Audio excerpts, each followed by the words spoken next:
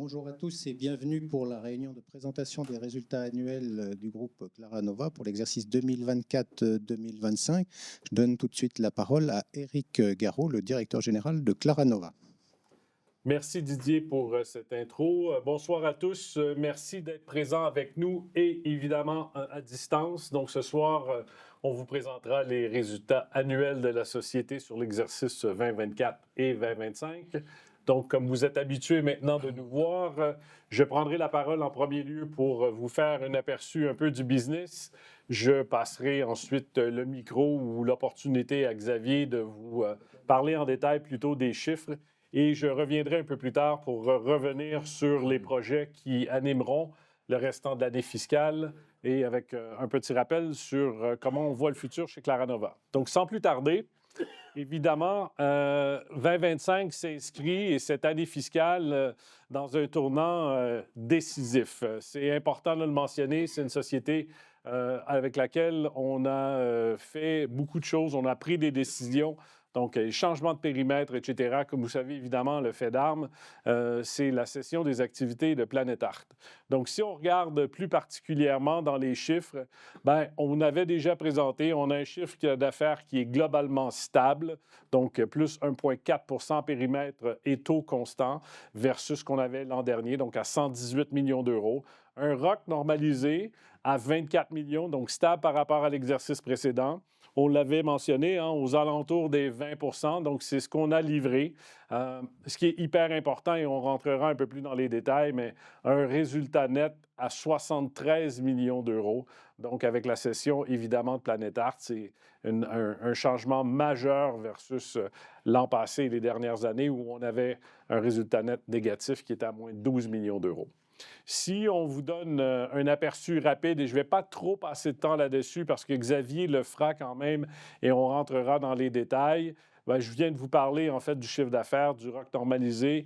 Il y a la marge opérationnelle à 20 le résultat net, mais les capitaux propres. Ça fait longtemps qu'on se traînait avec des capitaux propres en consolidé négatif. C'est important de mentionner qu'en social, les capitaux propres ont toujours été positifs. Mais là, maintenant, on retourne à des capitaux propres consolidés qui sont positifs. Xavier vous donnera tout le détail après. Donc, voilà les grands chiffres clés. Mais par contre, si on rentre un peu plus dans le détail où on vous reporte sur le business, ça veut dire quoi? Mais maintenant, Claranova, c'est un pure player de l'édition de logiciels. On est axé sur 3 segments porteurs de technologies propriétaires, donc sécurité utilitaire, le PDF et la photo.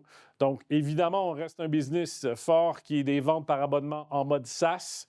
75 de nos revenus sont des revenus récurrents.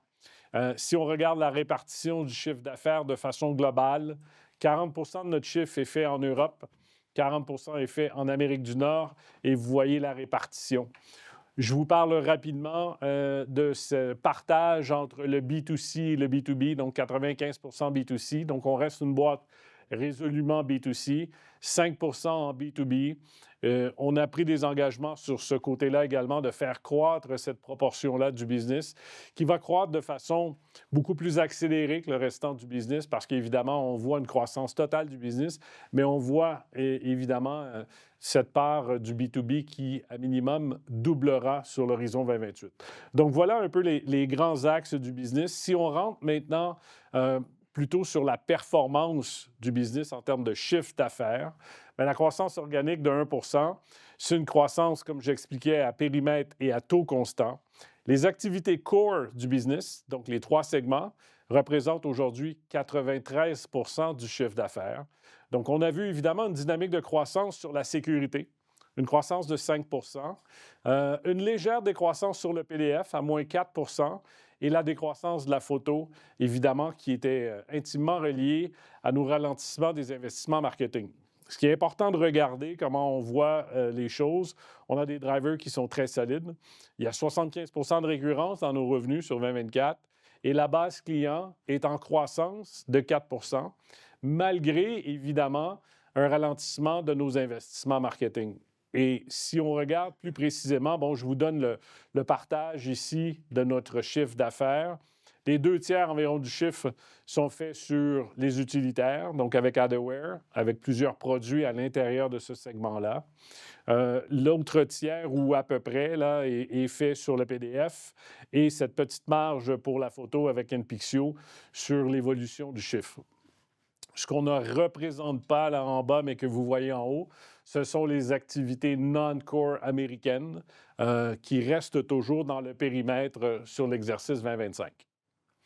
Si maintenant on fait cet exercice-là et on regarde plutôt d'un point de vue ROC normalisé, le ROC normalisé stable à 24 millions d'euros, c'est une croissance de 6 par contre des activités ou du ROC normalisé sur les activités stratégiques. C'est une croissance de 9 sur les utilitaires, 11 sur le PDF et c'est un EBITDA qui est à la baisse sur les photos. Ce qui est important, on l'a mentionné à plusieurs fois et vous avez questionné à juste titre comment on voit un peu l'avenir, qu'est-ce qui explique ces changements-là. Lorsqu'on a publié le chiffre, évidemment, on vous a donné, lorsqu'on a publié le dernier chiffre, la performance également du Q4. Bon, les gens nous ont dit, ouais, mais bon, est-ce qu'on est en mesure de changer un peu cette tendance-là? On a eu des questions à savoir qu'est-ce qui explique au Q4, par exemple, ce déclin du chiffre de 4 bien, c'est ce qu'on vous dit ici, là. Et la dernière fois, j'en ai parlé un peu. Lorsqu'on regarde, évidemment, comment est-ce qu'on joue le curseur entre les investissements marketing et la profitabilité, c'est là que ça a été hyper important d'avoir cet arbitrage-là dans la façon dont on a géré le business. Évidemment, lorsqu'on fait une session d'activité comme Planet Art, on entre dans des négociations, il y a un partage des coûts qui est fait. Vous comprendrez, vous verrez très bien dans le communiqué. On a été très clair et aujourd'hui, on peut en parler. On était dans une situation où lorsqu'on vend un actif comme Planet Art, avant de rentrer dans cette dynamique de discussion-là, les coûts corporate, entre autres, de Claranova étaient partagés à travers toutes les filiales.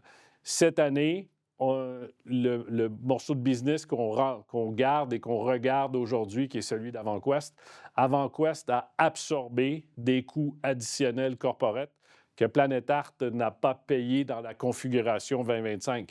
Donc, c'est important de le dire parce que ça vient affecter la performance du business et ça l'affecte doublement parce qu'évidemment, lorsqu'on est dans une situation où on a une dette à minimum que je vais dire qui est chère, et vous me direz probablement très cher et je ne vous contredirai pas.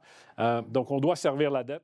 On doit payer plus que notre portion des frais normalement qu'on payait historiquement. C'est là où on doit jouer avec ce curseur-là des investissements marketing. Donc, je tiens à insister, on a fait moins d'investissements marketing en 2025 qu'on a fait en 2024. On a diminué nos investissements marketing. On a un business qui est intimement relié à court, lorsqu'on fait des acquisitions clients, notre capacité d'investir pour cette acquisition client-là. Donc, malgré tout ça, et au Q4, par exemple, on avait dit, hein, c'est un ralentissement des investissements marketing de 14 sur le Q4 seulement. Et on a fait moins 4. Bon, lorsqu'on regarde l'année aujourd'hui, on est stable et on a ralenti nos investissements marketing. Ça veut dire quoi au final? Ça veut dire que les équipes en interne ont maximisé la performance du business. Ils ont réussi à maximiser les campagnes d'acquisition. Évidemment, on a coupé ceux qui étaient moins profitables à court terme. Ça ne veut pas dire nécessairement que ces campagnes-là n'ont pas un retour de rentabilité qui existait auparavant. C'est juste que ce retour de rentabilité-là, lorsqu'il était beaucoup plus loin dans le temps, on a décidé, on a choisi de couper ces campagnes-là pour préserver la profitabilité du business et livrer ce qu'on devrait faire, ce qu'on devait faire et absorber des coûts. Donc, c'est important de le mentionner. Et lorsqu'on regarde le futur, bien évidemment, la croissance dans le futur, elle est reliée à quoi?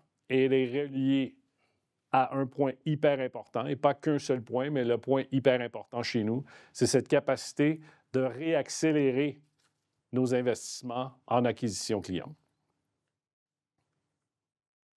Donc, on vous a partagé quelques KPI là, lorsqu'on a représenté la mise à jour de la feuille de route, vous donner une perspective sur où on était et comment est-ce qu'on a progressé sur 2025. Donc, un LTV to CAC à 2,20 qui est aujourd'hui à 2,47. La base client, ben oui, on avait une base client qui était dans une croissance un peu plus élevée sur 2024. On était à 11 %. Bon, cette année, je vous l'ai dit, évidemment, on a ralenti les investissements en marketing. C'est quand même assez difficile de maintenir le même rythme de croissance. Malgré tout ça, malgré une régression et on a diminué les investissements en marketing, on réussit quand même à faire croître la base client. Donc ça, c'est quand même une très, très bonne nouvelle. Et ça démontre aussi la résilience du modèle et le fait que nos clients restent avec nos solutions. On est capable quand même de convertir et de faire croître cette base-là. Et bon, on a maintenu le pourcentage des revenus récurrents à 75 %. On a pris des engagements, si vous vous rappelez, en juillet, sur cette capacité-là à faire croître ces chiffres-là. On a donné des perspectives où on se voyait à 2028. Bon, évidemment, ce sont des chiffres globaux à travers les différentes catégories qu'on a sur Claranova avant Quest. Et lorsqu'on regarde ça, évidemment, il y a également aussi cette combinaison entre consommateurs et business. Donc, voilà pour les KPI stratégiques sur le business. Et donc, on va passer maintenant aux chiffres, aux résultats.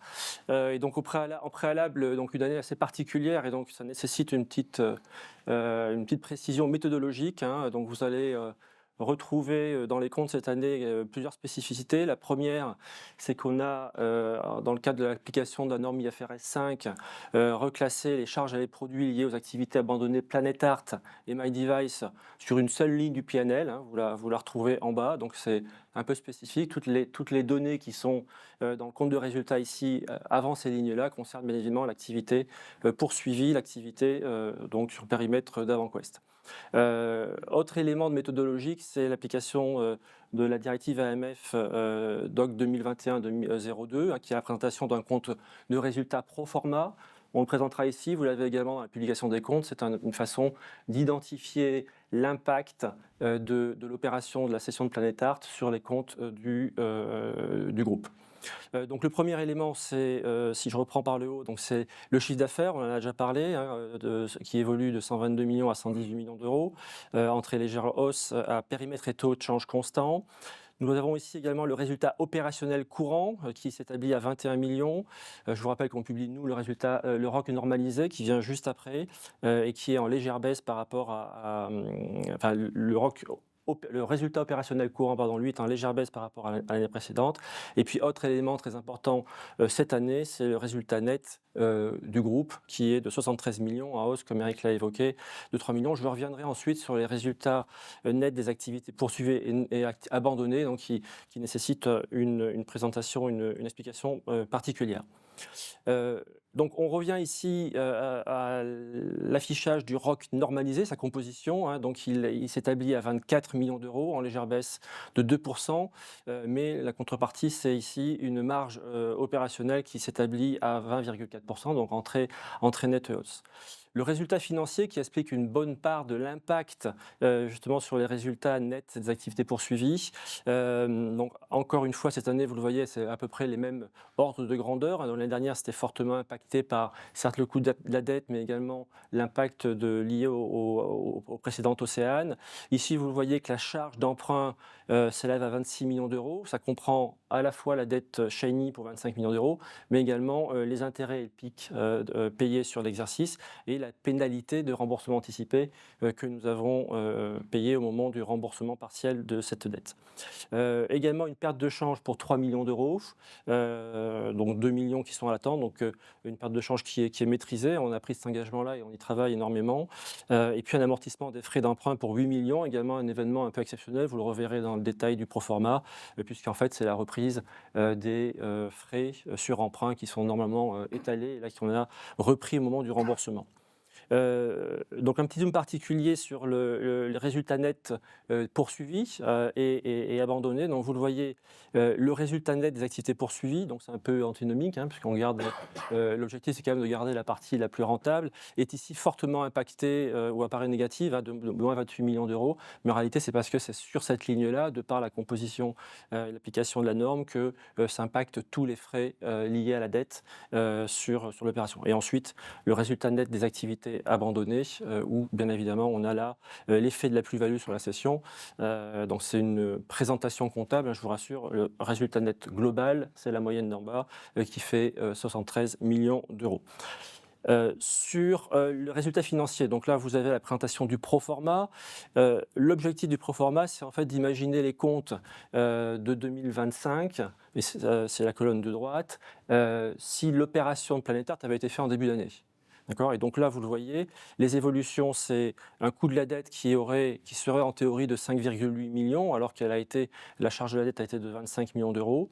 Et vous avez la ventilation ici. Vous le voyez également sur la partie autres charges d'intérêt. Et donc là, c'est des charges normales qui ont été remboursées de façon exceptionnelle, puisqu'on a remboursé une dette, à la fois la dette Chani, mais également la dette SARLB pour 12,5 millions. À périmètre normal, on aurait eu 0,7 de dette à rembourser. Et puis, les amortissements de frais liés aux emprunts, 7,6 millions. C'est en réalité 0,8 si on n'avait pas été amené à reprendre ces provisions, ces étalements dans le cadre de l'opération. Voilà, donc le pro forma, il est bien évidemment beaucoup plus détaillé dans le communiqué de presse et dans les comptes qui seront publiés juste après. La trésorerie, donc également très mouvementée, ou du moins avec beaucoup d'exceptionnels sur la période. Vous retrouvez un flux de trésorerie d'exploitation de 14 millions d'euros qui est lié aux activités poursuivies, qui est stable par rapport à l'année dernière. Une ligne de 90 millions de flux d'investissement des activités poursuivies, donc qui comprennent la cession de Planétart pour 98 millions d'euros. C'est un solde net. Vous avez en bas, je ne vais pas détailler le bas de page, mais vous avez l'explication en partant des 121 millions de prix de cession, comment on arrive à ces 98 millions d'euros. Le paiement du complément de prix pour PDF Forge, qui était programmé et qui a été réalisé sur l'exercice, et puis la capitalisation de R&D pour 3 millions d'euros. Donc sur l'exercice, 3 millions d'euros de capitalisation. Voilà, donc ça, je vous rappelle que c'est une obligation de la norme de les capitaliser, mais ça prouve qu'on continue de façon très dynamique à investir sur nos produits et nos développements. Le point 3, ce sont les flux de trésorerie des activités poursuivies. Donc là, nous affichons moins 126 millions d'euros. Et là, ça prend en compte à la fois le remboursement de la dette Chani pour 93 millions, 13 millions pour la SARLB, 12,5 plus précisément. L'achat de l'ASCEP, je vous rappelle, qui est intervenu sur la période en novembre 2024, et également les autres dettes, et l'IFRS 16 pour 6 millions d'euros ici pris en compte. Le quatrième point, donc la trésorerie des activités poursuivies. Donc particularité cette année, on l'avait expliqué au moment de l'opération, le prix de cession, enfin le produit de la cession, compte tenu de la nécessité de faire le change au moment de l'opération, une partie du prix de cession est arrivée sur l'exercice full year 26, donc le 2 juillet, donc 4,6 millions d'euros. Donc ils ne figurent pas dans la trésorerie propre du groupe, ils y sont arrivés 2 jours après, pardon. Mais voilà, donc on parle de trésorerie théorique, entre beaucoup de guillemets, bien évidemment, qui n'est pas de 5-6, mais qui est plutôt de 10 millions quelques jours après, 2 jours après la clôture comptable. Sur la dette maintenant, donc bien évidemment, les opérations de l'année ont conduit à une réduction significative de l'endettement. Vous avez ici la dette bancaire, qui est constituée de la nouvelle dette Chani qui a permis de faire l'acquisition de l'ASCEP de 20 millions d'euros en novembre, contrebalancée par les remboursements que j'ai déjà évoqués, donc 87,5 millions d'euros de dettes remboursées auprès de Chani, le pool SARLB également qui a été remboursé, les remboursements naturels de la BPI et du PGE sur l'exercice, et puis la sortie des dettes de KT qui étaient, elles, portées par Planétart et MyDevice. Sur la dette financière globale, donc elle est en baisse de 66%, de façon très nette, et prenant en compte la trésorerie comptable au 30 juin, un endettement de 42,2 millions d'euros contre 102 millions d'endettement net à la fin de l'exercice. Si on reprend le principe de la trésorerie théorique, si je peux dire, on arriverait donc à un endettement net de 37,6 millions d'euros versus 102 l'année précédente, avec toutes les guillemets nécessaires autour de cet affichage-là et de cet éclairage-là, mais c'est pour bien l'avoir en tête, ce petit délai de 2 jours qu'il a fallu prendre en compte.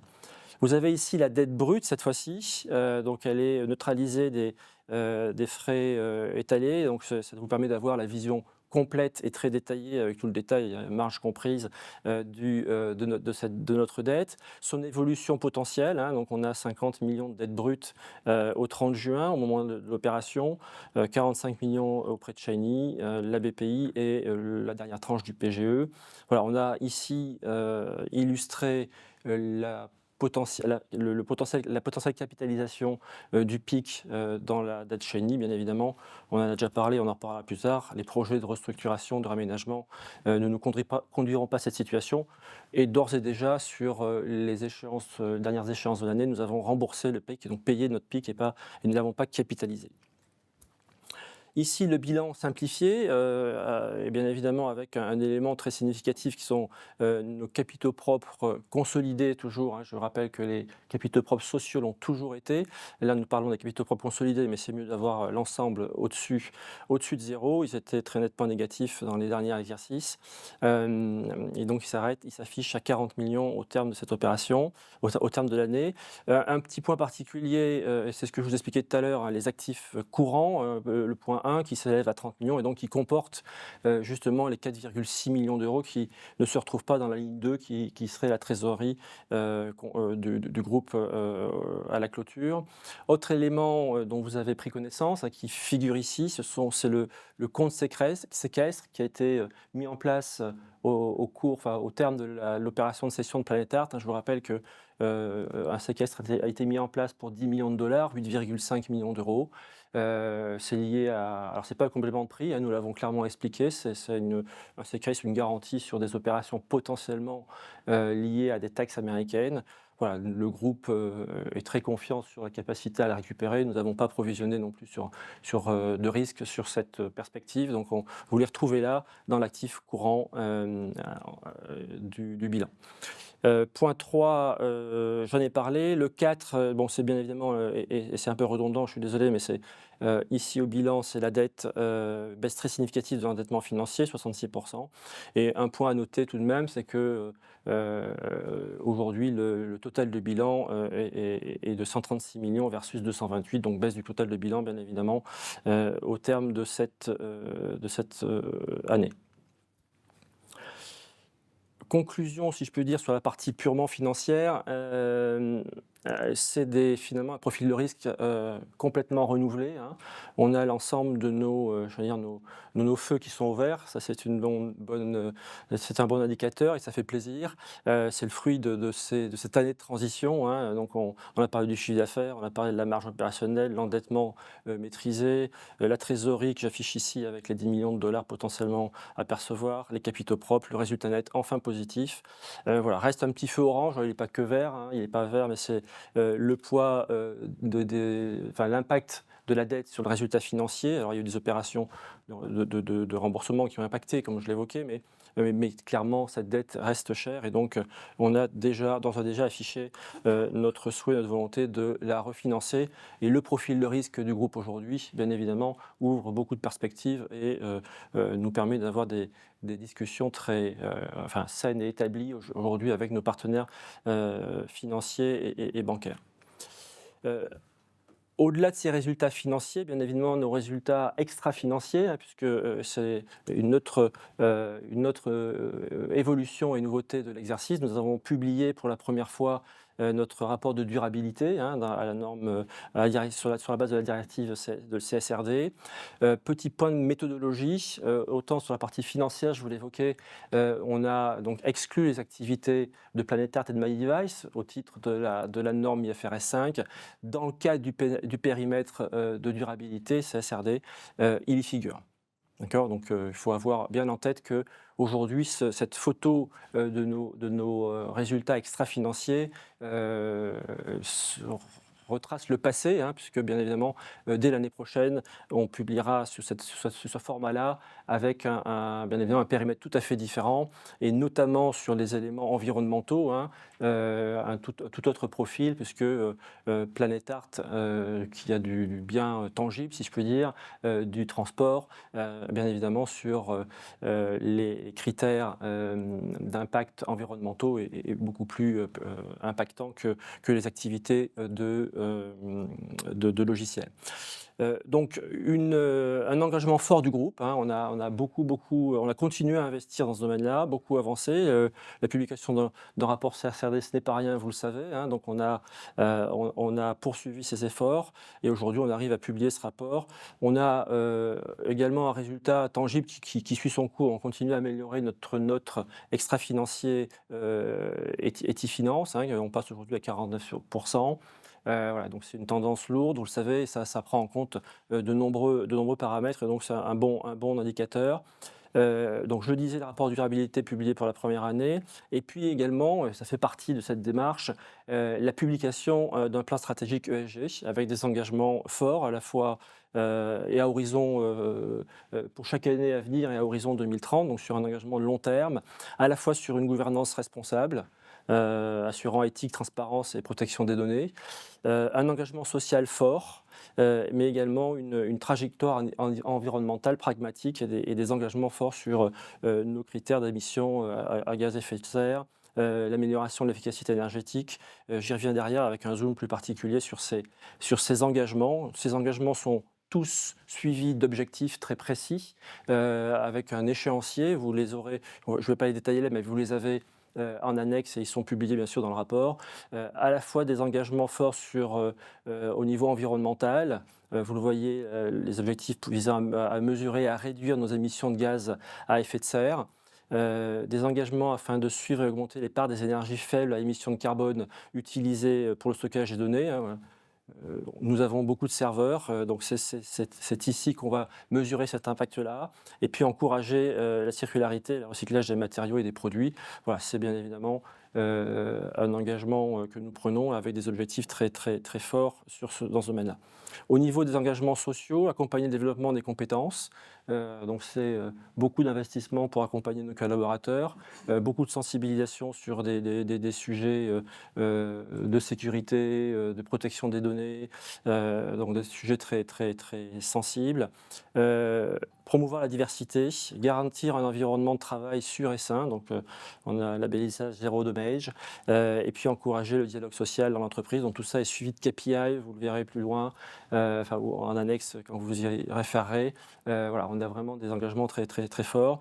Au niveau des engagements en termes de gouvernance, sensibiliser et former à la cybersécurité, c'est notre risque majeur, hein, au sein du groupe. On en a tout à fait conscience, on le mesure en permanence, on le suit en permanence, et donc on est très sensible à ce que l'ensemble des collaborateurs soient sensibles à cette problématique-là.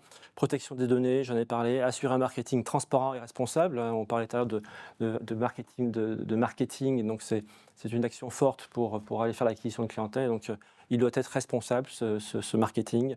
Prévenir la corruption et le trafic d'influence, bien évidemment, et donc sensibilisation de l'ensemble de nos équipes. J'en ai fini donc sur les rapports à la fois financiers et extra-financiers. Je repasse la parole à Eric. Merci Xavier. Donc, comme on mentionnait un peu plus tôt, l'important aussi pour nous, c'est de vous donner un petit peu cette perspective-là, disons, dans les prochains mois, qu'est-ce qu'on s'attend, quels sont un peu les projets clés sur lesquels nous travaillerons. Est-ce qu'on a envie, en fait, de revenir vers vous dans les prochaines communications avec ce qu'on anticipe être des bonnes nouvelles. Donc, sans plus tarder, on veut regarder et partager avec vous. Donc, on l'a mentionné à plusieurs occasions. Vous nous avez posé des questions. Donc, évidemment, il y a cette poursuite pour la cession des activités non stratégiques ou non-core aux États-Unis. Donc, c'est un projet qu'on a au calendrier de cette année. Donc, c'est un engagement qu'on prend. Là. On est dans cette perspective-là et on reviendra vers vous lorsqu'on aura des choses concrètes à annoncer sur ce côté-là. Je pense que le point qu'on martèle, mais peut-être qu'on ne martèle pas suffisamment souvent ou avec force, mais je vais le refaire à nouveau, c'est le refinancement de la dette Cheney Capital. Je veux être hyper clair. Et les gens de chez Cheney peuvent voir, peuvent entendre. On a des gens d'ailleurs qui sont sur le board. On a un représentant de Cheney qui est au board. Donc, ce n'est pas une nouvelle qui est cachée. C'est avoué, c'est discuté. Quand Xavier mentionne qu'on a des discussions, on a des discussions présentement avec plusieurs acteurs, que ce soit des acteurs européens ou des acteurs nord-américains. Donc, on est dans cette logique-là de refinancement de la dette avant la fin de l'exercice 2025-2026. Donc, évidemment, tout ça, ça veut dire quoi lorsqu'on parle de refinancement de la dette? Mais il y a deux choses très importantes. C'est notre capacité à se refinancer à des conditions de marché qui correspondent à notre profil de risque. On va se le dire, la 16 qu'on payait sur la dette me donnait des boutons, probablement tout autant qu'à vous. Donc, on veut se replacer dans une situation où on va être dans des conditions de marché qui sont normales. Et évidemment, tout ça, lorsque ça sera fait et acté, c'est d'avoir maintenant de la capacité ou de la flexibilité pour soutenir le plan de croissance. Je vous dis, ce qui a été compliqué, et encore quand même un peu aujourd'hui, on le voit, cette dette-là, il faut continuer à la servir. On paye toujours 16 sur notre dette. Évidemment, c'est compliqué lorsqu'il faut jouer avec le curseur des investissements. Et donc, on est dans une anticipation avec beaucoup d'empressement à pouvoir refinancer cette dette-là. Je vous ai parlé de l'accélération de la croissance du B2B. Bien, aujourd'hui, on est là pour vous parler là, des résultats globaux. On se verra évidemment en novembre lorsqu'on parlera de la performance du Q1. Évidemment, on reste dans une dynamique où il y a un contrôle quand même sur les investissements marketing, mais aujourd'hui, on est en moyen de faire des choix, des arbitrages encore plus judicieux. Le B2B est en croissance, donc on partagera un peu plus d'informations sur ça en novembre, mais on peut vous dire évidemment que cet objectif qu'on s'est donné de le doubler à horizon 2028, bien, on est déjà dans cette dynamique-là avec une forte croissance au niveau du B2B. Et le point qu'on veut amener vers vous ici, et à ce moment-là, je vais retourner la parole à Xavier pour en tourner, on proposera aux actionnaires, à l'Assemblée des actionnaires, un transfert vers Euronext Growth. Et Xavier vous expliquera un peu la perspective et ce que ça donne et qu'est-ce qui motive cette proposition. Donc la raison de cette proposition, parce qu'on le présentera, donc, comme l'évoquait Eric, à l'Assemblée générale, et si elle y consent, la procédure nous amènera jusqu'au mois de février, normalement, pour la bascule sur le marché Euronext Growth. On a donné là quelques composantes financières, de façon à bien mesurer ce choix. Clairement, l'idée, c'est d'avoir, aujourd'hui, vu la taille du groupe, les changements importants à opérer, d'avoir une meilleure visibilité de Clara Nova sur le marché de sa cotation. Et on le voit ici, on est tout petit parmi des très grands, on devient un peu plus grand parmi des un peu plus petits, mais voilà, donc on n'est plus du tout dans le bas du classement. Et donc l'idée, c'est vraiment de se remettre au milieu de la mêlée et d'obtenir une meilleure visibilité. Tous les éléments d'analyse, aujourd'hui, il y a beaucoup d'opérations qui sont faites dans ce domaine-là, ça ne date pas d'aujourd'hui. On se rend compte qu'il n'y a pas de désavantage sur la cotation, il n'y a pas de désavantage sur les actionnaires que vous êtes, sur les actionnaires que nous sommes. Voilà, donc c'est plutôt une bonne dynamique. On garde la même liquidité, on a autant de liquidité, les investisseurs sont aussi diversifiés que sur d'autres marchés. Voilà, donc a priori, pas d'impact lié à cette cotation. Bien évidemment, ça nous permet d'être assez pragmatique par rapport à la taille du groupe aujourd'hui, et d'aller vers un allègement du cadre réglementaire. Ça ne veut pas dire qu'on va tout jeter avec l'eau du bain. Il se peut potentiellement, alors la réglementation change encore, mais potentiellement qu'on ne soit pas soumis à la CSRD au sens large, mais vous l'aurez compris, les engagements et les efforts que nous avons faits ces derniers temps ne vont pas être abandonnés en totalité. Voilà, donc du coup, on continuera bien évidemment à avoir un des meilleurs standards en matière de communication, de transparence et suivi du cadre réglementaire, mais malgré tout, il y a quand même un cadre moins strict. Et l'autre élément, c'est que mécaniquement, ça a aussi des effets en matière de réduction de coûts, donc affectation de ces dépenses plutôt sur des choses très productives, notamment, vous l'aurez compris, nos enveloppes de marketing qui produisent assez rapidement des effets positifs. Donc, ce qui est important de mentionner, et vous le verrez dans les communiqués, dans l'information qui sera partagée, évidemment, comme on mentionnait, c'est que ce transfert-là ou cette proposition de transfert, elle sera proposée à l'Assemblée générale. Dans nos perspectives, évidemment, on a fait beaucoup d'études, on a fait beaucoup de travail de notre côté, mais on a fait des travaux aussi du travail avec des banques d'affaires. Vous apprendrez qu'on propose que ce soit Swiss Life Bank qui nous accompagne dans ce transfert comme listing sponsor pour passer sur l'Euronext. Lorsqu'on a regardé les statistiques sur le nombre de transferts qui se font soit du compartiment B et C vers le growth ou à l'inverse, lorsqu'on regarde comment le marché est dynamique ou d'ailleurs, statistiquement, dans les dernières années, les small et les mid-cap ont fait des investissements, on voit qu'il y a une activité, je vais dire, beaucoup plus florissante et plus appropriée pour Claranova de se retrouver dans le growth plutôt que de rester sur le compartiment. Donc, il y a plusieurs, évidemment, à notre sens, motivations et avantages sur le côté de le faire. Donc, vous verrez les détails qui seront partagés avec vous, etc. Mais c'est au final, pour nous, c'est de se retrouver, en fait, si je peux expliquer ou utiliser l'expression, dans le bon aquarium. On préfère toujours être un plus gros poisson dans un aquarium peut-être un peu plus petit. Et lorsqu'on parle de visibilité et d'intérêt à ce moment-là, c'est fait dans cette perspective-là.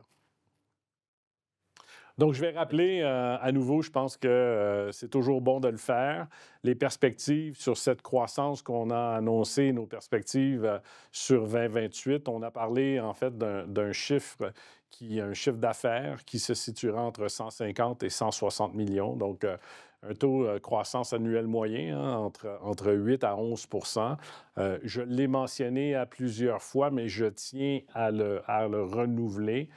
Il ne faut pas s'attendre à une croissance linéaire. On nous a posé quelquefois cette question-là. Je veux le redire à nouveau. Vous ne verrez pas une croissance linéaire sur le business. Pourquoi? C'est toujours la même histoire et je vais le répéter aussi souvent que vous me le demanderez. Je n'ai pas de souci avec ça. Il y a une inertie dans un business comme le nôtre. Il y a une inertie lorsqu'on fait où on ralentit des investissements marketing, mais il y a une inertie lorsqu'on réaccélère les investissements marketing. On ne peut pas sauter à pieds joints sur l'accélérateur parce qu'on n'envoie pas les bons signaux, évidemment, sur les différentes plateformes. Donc, il faut le faire de façon sensible et raisonnée. Et évidemment, lorsqu'on commence à faire ou retourner ce cercle vertueux, bien évidemment, c'est là où on a les bénéfices. Donc, vous pouvez vous attendre à avoir un plan qui a une accélération plutôt vers, évidemment, l'année 2 et l'année 3 de ce plan-là. À forte rentabilité, la marge opérationnelle entre 23 et 25 je vais vous dire, moi, ma satisfaction ou mon approche, ce sera de dire je serai plutôt satisfait lorsqu'on sera dans la fourchette haute de ce qu'on a donné comme perspective. C'est plutôt là où je vois les équipes livrer le plan, surtout lorsqu'on regarde la dynamique qu'on a instaurée maintenant. Donc, si vous avez à réfléchir un peu et à retravailler des fois des modèles et faire rouler un peu justement ces chiffres-là, je vous dirais c'est plutôt ça. L'endettement sain, on a dit proche de zéro. On a évidemment bien compris lorsqu'on avait dit moins de 1. Moins de 1, ça se situe entre 0, voire positif, et 1. Je pense que la plupart des gens ont regardé ou se sont dit, bien, on va prendre l'aspect un peu moins positif et plutôt de le regarder de façon pessimistique. On tient à préciser, proche de 0. Donc, c'est important lorsque, effectivement, on regarde la performance du business. Le levier net sera proche de 0 à l'horizon 2028. Donc, on voulait revenir sur ces points-là. C'est important de le faire. Donc, c'est comme ça qu'on voit évidemment le futur. On vous a parlé de cette année 2025. C'est une année également en 2026 hyper intéressante, hyper excitante pour les équipes parce qu'on continue à lancer de nouveaux produits. On voit cette dynamique-là qui s'installe. On est en train tranquillement de recouvrir notre capacité à retourner sur des investissements marketing plus intéressants. Donc, comme on mentionnait, il y a plusieurs projets aussi de transformation à nouveau dans la société.